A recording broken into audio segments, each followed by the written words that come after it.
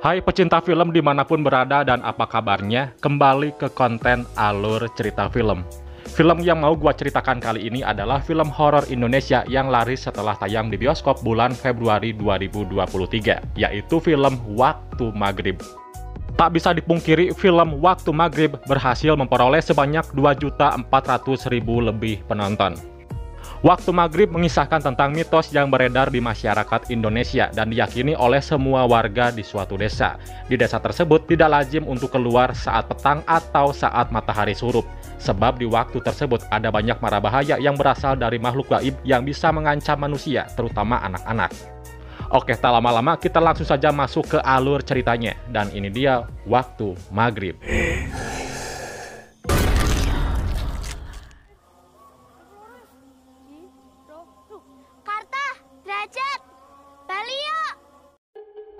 Ya, di awal film diperlihatkan di sebuah desa di Jati Jajar, ada 3 bocah yang sedang asik bermain di lapangan. Mereka ada Wati, Karta, dan Drajat. Sore itu terdengar suara azan maghrib berkumandang. Wati mengajak kedua temannya untuk pulang, namun karena Karta dan Drajat masih asik bermain, mereka menolak ajakan itu.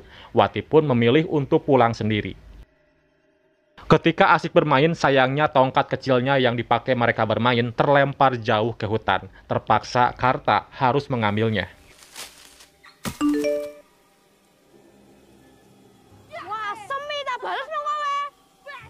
Nah, Wati di pertengahan jalan saat melewati hutan, sesuatu menarik tubuh Wati. Hal serupa dialami oleh Karta yang mengambil tongkat mainan yang masuk ke dalam lubang. Sesuatu menarik tangannya hingga salah satu jarinya terputus.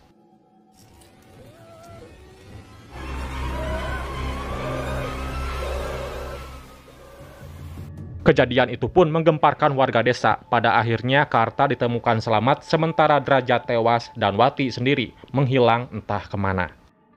Ya, 30 tahun kemudian kita diperkenalkan dengan 3 orang bocah. Mereka adalah Adi, Saman, dan Ayu. Mereka bertiga adalah teman sekelas. Suatu hari Adi dan Saman terlambat masuk sekolah karena kesiangan. Di perjalanan mereka bertemu dengan pria aneh yang mana itu adalah Karta yang sudah dewasa.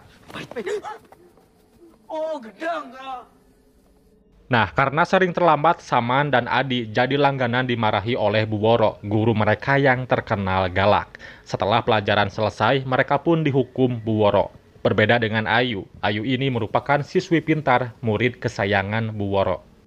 Sialnya lagi, Saman juga lupa mengirim madu ke warung Pak Marto, yaitu ayahnya Ayu. Padahal uang hasil penjualan madu tersebut dibutuhkan untuk memenuhi kebutuhan keluarga Saman sehari-harinya.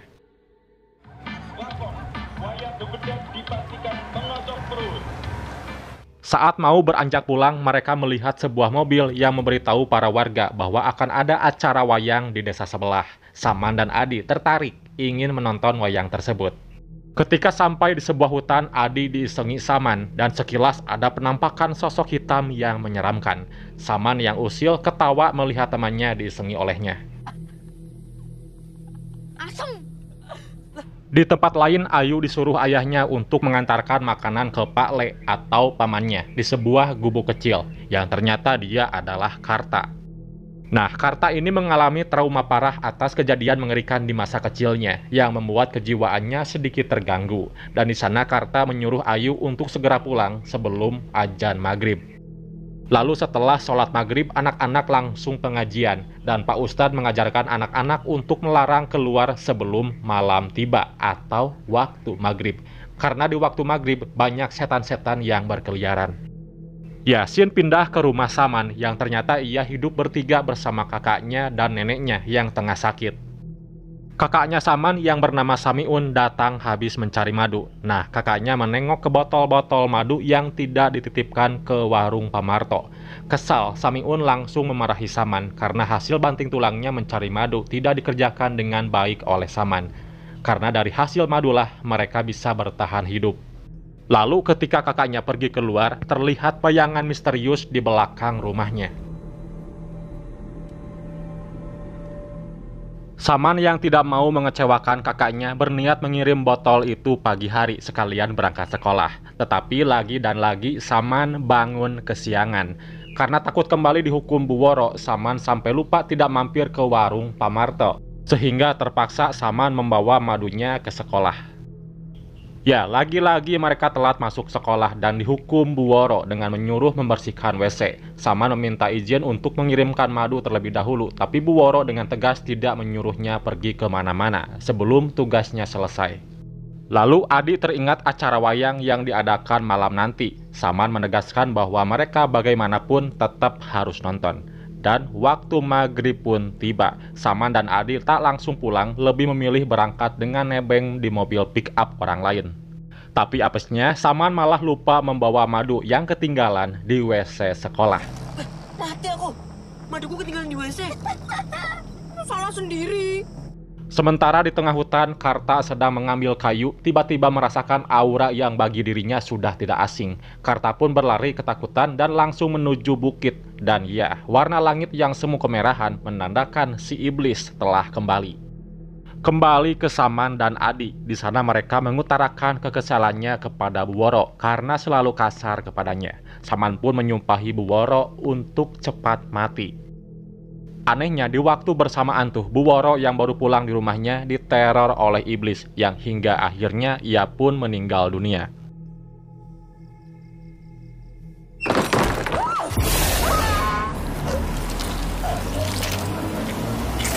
Saman dan Adi di tengah perjalanan sesuatu menabrak mobil itu dan sekilas ada sosok hitam di depannya yang dilihat oleh Saman. Ketika sudah mengecek kondisi mobil, ada 2 orang warga memberi kabar buruk bahwa Bu Woro sudah meninggal. Mereka yang mendengar kabar itu langsung terdiam karena Saman sudah mengucapkan sumpah yang seharusnya tidak diucapkan olehnya. Alhasil mereka pun memutuskan kembali ke desa dan pergi ke rumah Bu Woro.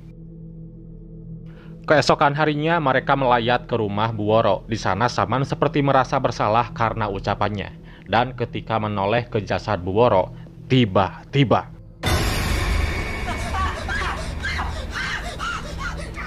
ya, jasad Bu Woro melotot ke arahnya, tapi itu cuma halu saja. Dan ketika mayatnya diangkut ke ambulan, lagi-lagi Saman mengalami hal-hal aneh.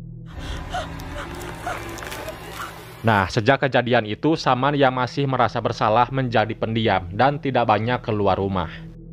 Malam harinya, Saman yang sedang beres-beres di rumahnya merasakan sesuatu yang aneh. Ya, ternyata itu adalah roh Bu Woro yang datang untuk meneror Saman. Hal itu juga dirasakan oleh neneknya dan tiba-tiba sosok Bu Woro yang menyeramkan muncul di hadapannya. Saman yang pergi ke WC dikejutkan dengan sosok iblis yang membunuh Bu Woro. Sosok hitam itu melayang menjuntai ke atas dan akhirnya Saman dirasuki iblis tersebut.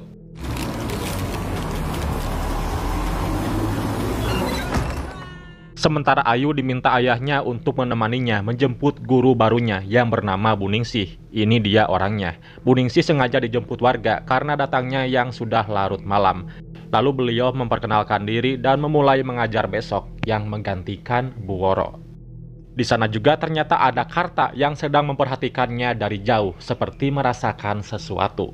Keesokan harinya Bu Ningsih memulai pertama mengajar di SMP Jati Jajar. Karakter Bu Ningsih ini sangat lembut, malah Adi yang terlambat pun dibolehkan duduk oleh Bu Ningsih. Sementara di warung Pak Marto, Samiun yang baru pulang bekerja bermaksud ingin mengambil uang setoran dari hasil madu. Tetapi Pak Marto tidak kasih uang sepeser pun, itu karena barangnya saja tidak dikirimkan oleh Saman. Samiun yang benar-benar marah berniat ingin menyiksa adiknya, yang di sana ternyata sudah dinanti kedatangannya oleh Saman. Saman yang kerasukan dengan sadis, membunuh kakaknya sendiri.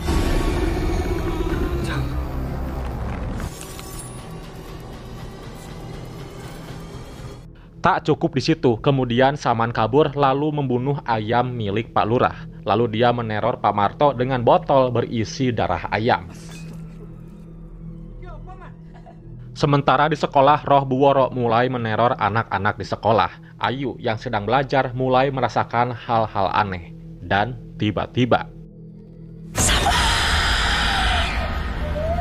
ya, hantu Bu Woro muncul di hadapannya. Nah, setelah sekolah selesai, Ayu langsung bergegas pulang. Mendengar bahwa Saman telah berulah, lalu ia datang ke rumahnya bersama adik dan diikuti oleh warga. Betapa terkejutnya mereka semua melihat ada mayat Samiun yang sudah bersimbah darah.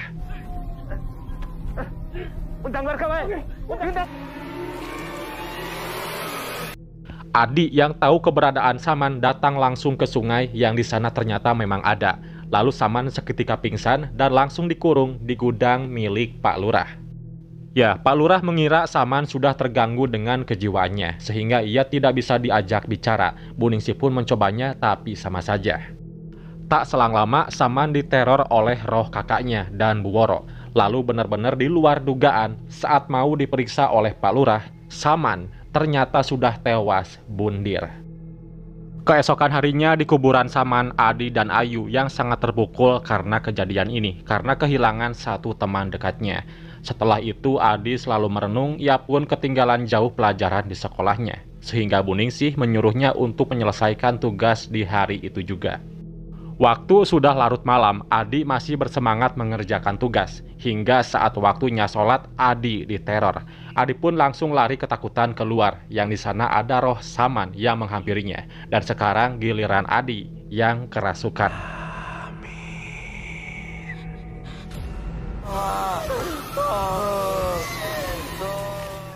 Setelah itu Adi suka bersikap aneh. Diketahui juga bahwa Karta suka diam-diam menyimpan sesuatu berupa jimat di rumah Ayu dan Adi demi bisa menangkal kekuatan roh jahat dari si iblis.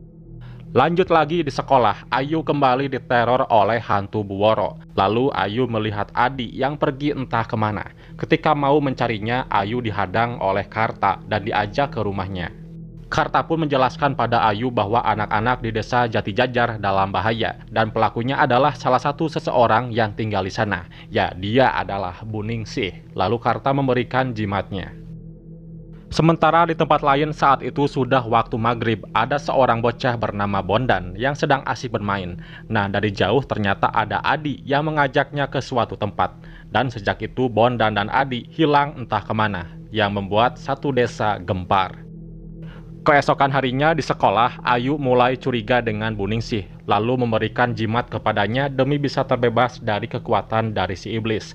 Tapi Bu Ningsih tidak percaya dengan macam hal itu. Ya, lanjut lagi, sore harinya Ayu akan pergi sholat maghrib ke masjid, padahal ayahnya sudah melarang karena kini tengah banyak kasus anak hilang di waktu maghrib. Ayu dengan niat baiknya tetap akan sholat berjamaah di masjid. Dengan bermodalkan nekat, Ayu pun pergi menggunakan sepeda. Tanpa disangka-sangka, di pertengahan jalan, dia melihat Adi baru saja membunuh seekor hewan menggunakan celurit. Secara perlahan, Adi mulai mendekatinya dan mengejar Ayu. Ayu tidak punya pilihan lain selain berlari sekuat mungkin. Kemudian Ayu meninggalkan sepedanya lalu berlari dengan kencang, berusaha menyelamatkan diri.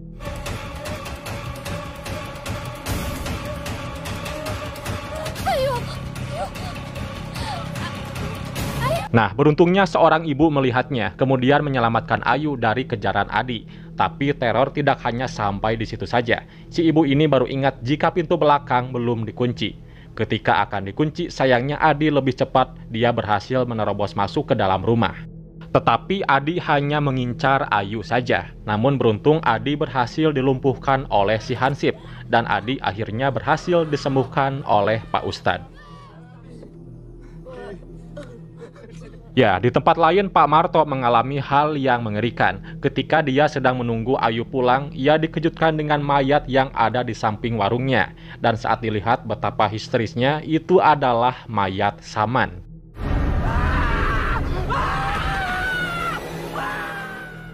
Kenapa bisa terjadi seperti ini? Yaitu ungkapan bocah yang bernama Bondan yang ditemukan di bedug masjid mengaku ia diajak paksa oleh Adi untuk menggali kuburan Saman dan menyimpan mayatnya di warung Pak Marto. Lalu warga mulai berpikir bahwa ada seseorang yang berbuat jahat di desanya. Warga pun menuduh Karta yang lakukan ini karena ia sering ketahuan menaruh sebuah barang berupa jimat. Tak butuh waktu lama, warga datang ke gubuk Karta, lalu menghakiminya hingga babak belur, dan disekap di gudang Pak Lurah. Scene beralih keesokan harinya, Ayu yang gak enak badan dan tidak masuk sekolah, lalu dijenguk oleh gurunya, Bu Ningsih. Ayu teringat perkataan pamannya Karta bahwa si iblis itu telah kembali dan berwujud Bu Ningsih. Ayu yang panik mencoba mencegah dengan jimatnya, tapi itu tidak berefek apa-apa. Bu Ningsih pun menjelaskan ketika ia masuk ke desa ini merasakan aura Karta yang mencelakainya 30 tahun yang lalu. Bu Ningsih pun berkata kepada Ayu untuk tidak ikut campur. Nah, Ayu sedikit beruntung karena di sana ia didatangi roh Buworo, sehingga Bu Ningsih segera pergi dari rumah Ayu. Jangan ikut campur. Sementara di rumah Adi, bapaknya menyuruh Adi untuk segera sholat. Tapi tak disangka, Adi masih dipengaruhi kekuatan si iblis. Sementara Ayu diam-diam datang menemui Karta dan meminta tolong untuk membantunya menghentikan teror ini. Ayu pun berkata memang benar jika Bu Ningsih itu adalah iblis. Mereka berdua diam-diam pergi dari tempat tersebut. Ayu pergi untuk mencari Adi, sementara Karta mencoba untuk menghentikan si iblis.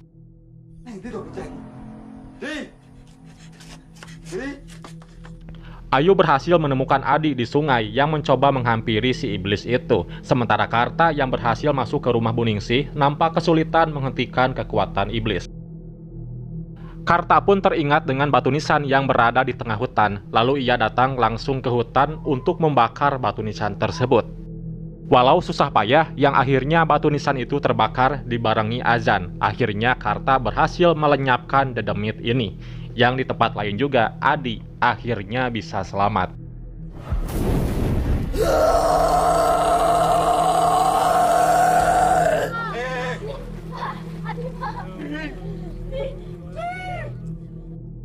Lalu scene beralih beberapa hari kemudian, yang sepertinya itu di desa lain. Ada seorang bocah yang tengah asik bermain sendirian. Seperti biasa, terdengar lantunan lagu anak kecil. Dan dari jauh, bocah itu melihat sosok dedemit ternyata bangkit kembali. Bocah itu pun diseret dan film pun selesai.